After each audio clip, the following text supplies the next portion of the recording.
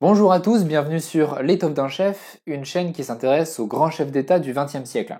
Sur cette chaîne, j'ai dressé le portrait de Kadhafi, de Saddam Hussein, de Ben Gourion, Ibn Saoud, Sadat, Nasser, Hafez el-Assad, et j'en prépare encore d'autres, donc n'hésitez pas à faire un tour sur ma chaîne, il y a sûrement plein de vidéos qui vous surprendront et qui vous intéresseront. Aujourd'hui, je vais faire un petit aparté dans ma série de grands chefs d'État. Il se trouve que j'ai lu récemment L'énigme algérienne, chronique d'une ambassade à Alger, un bouquin écrit par Xavier Driancourt, qui a été ambassadeur français à Alger de 2008 à 2012 et de 2017 à 2020, donc pendant 7 ans au total. Je voulais vous faire un petit compte-rendu de lecture parce que ce livre éclaire très bien la complexité des relations franco-algériennes, dont j'ai pas mal parlé sur ma chaîne, vous le savez peut-être. Si vous les avez pas vus, allez les voir, j'ai retracé l'histoire de l'Algérie de 1962 jusqu'à 1999, mais il me semble que le livre écrit par Xavier Driancourt mérite d'être lu, je pense. Il nous fait un peu découvrir les déboires et les misères de l'ambassade française, la plus complexe qui soit au monde, à mon avis, qui est celle d'Alger. Quoi que pensent les Français des Algériens et les Algériens des Français, il semble que nous ayons fait un bout de chemin ensemble dans l'histoire récente, que nous ayons tissé des liens, partagé un patrimoine culturel commun, qu'on le veuille ou non d'ailleurs. Or, depuis 1962, nos chemins se sont séparés. Mais pas complètement. La France espérait quand même faire de l'Algérie un collaborateur politique, un partenaire économique, voire même, mais là on rêve complètement, une nation amie.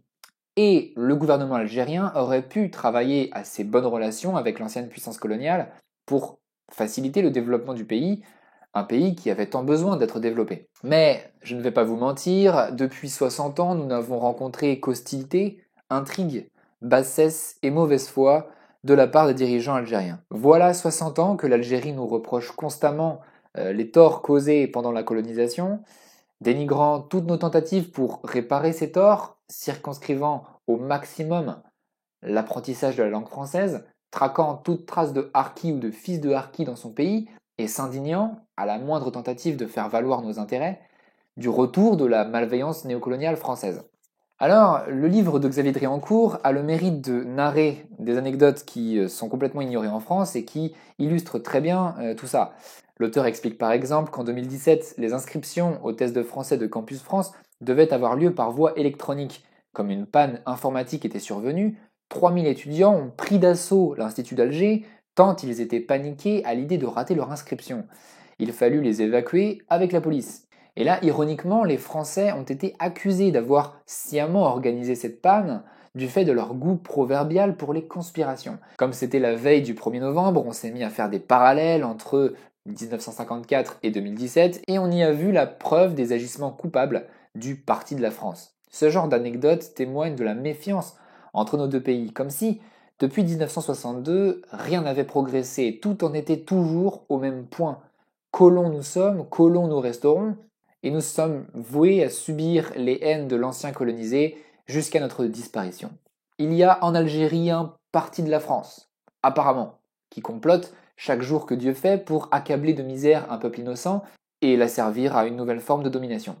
Évidemment, cette accusation paraît pour le moins exagérée quand on connaît la réputation intacte de l'éducation française en Algérie, le désir unanime des Algériens de se faire soigner en France, la diminution permanente de nos parts de marché dans l'économie algérienne par faute du gouvernement algérien, il semble que nous soyons le coupable idéal de tous les mécontents dans ce pays. Si Bouteflika est indétrônable, c'est que nous le protégeons. Si Bouteflika est détrôné, c'est que nous le remplaçons. Et si le peuple algérien est malheureux, c'est qu'il subit la vengeance d'une France rendue amère par les accords d'Évian. La vérité est pourtant plus triviale et je dois le dire aux Algériens, avec tout le respect que je leur dois, si l'Algérie se développe mal et si la corruption y règne en maître, la France n'y est pour rien. En revanche, peut-être que l'incompétence de la clique au pouvoir y est pour quelque chose. Ça, c'est possible. Comme Driancourt le rappelle volontiers, un clan, qu'on appelle parfois l'armée des frontières, s'est substitué aux signataires des accords d'Évian en juillet 1962. Nous n'avons pas réussi à travailler de façon constructive avec ce clan pour construire l'après-guerre d'Algérie. Ces hommes, Ben Bella, Boumedienne, Bouteflika, n'ont jamais accordé de valeur aux engagements pris par leurs prédécesseurs et ne font que peu de cas d'une parole donnée à la France. Entre parenthèses, j'ai beaucoup parlé de Ben Bella et de Boumedienne dans d'autres épisodes sur la chaîne, donc n'hésitez pas à aller voir. Et pendant qu'on apprend aux enfants algériens à nous haïr, dans le même temps et de façon tout à fait paradoxale, on entretient également le désir de venir en France, de jouir des avantages que la France offre aux étrangers. Et on entretient l'espérance d'une vie meilleure en France. Lorsque Macron visite Alger en décembre 2017, il est assailli par une foule de jeunes Algérois lui suppliant d'accorder plus de visas, des visas pour la France, des visas à tout prix. Visiblement, les jeunes ne supportent plus les conditions de logement et d'emploi dans les grandes villes algériennes, et on les comprend. En France, où ils ont systématiquement un cousin, une tante, ou au minimum une communauté de compatriotes, ils peuvent espérer sortir de leurs difficultés. Et de fait, dans l'année 2017 par exemple, 413 000 visas ont été accordés. C'est dire la générosité incroyable dont fait preuve la France à l'égard de l'Algérie contemporaine. Des visas souvent prolongés d'une manière ou d'une autre, souvent détournés de leur but originel. La France est généreuse, d'une générosité qui confine à la candeur même. Si c'est ça le complot français, alors c'est un complot plutôt agréable. Priez pour qu'il continue. Et c'est là où l'analyse de Xavier Driancourt est très utile. Le visa, dit-il, c'est le régulateur du mal-être algérien. Comme l'islam, comme le football, comme le marché noir, les Algériens ont besoin de régulateurs à leur mal-être. Ils s'échappent de leur quotidien difficile par le visa, par la perspective d'une installation en France. Et d'ailleurs, du point de vue des islamistes en Algérie, c'est encore plus que ça. Pour les islamistes, les visas français sont d'autant plus cruciaux que la France leur est indispensable, comme objet de fascination, comme objet de conquête bien sûr, comme voie de conversion de l'Occident. C'est dire combien ce sujet est préoccupant pour toutes les parties de l'Algérie. Et souvent, le bon état des relations entre l'ambassade française et le gouvernement est indexé au niveau de délivrance des visas. Si l'ambassade agit pour en réduire le nombre, le gouvernement montre les crocs dans tous les autres domaines de la coopération. Comme si refuser un visa, qui est quand même le geste minimal de souveraineté pour tous les autres pays, disons-le, comme si refuser un visa, c'était vouloir la perte de l'Algérien.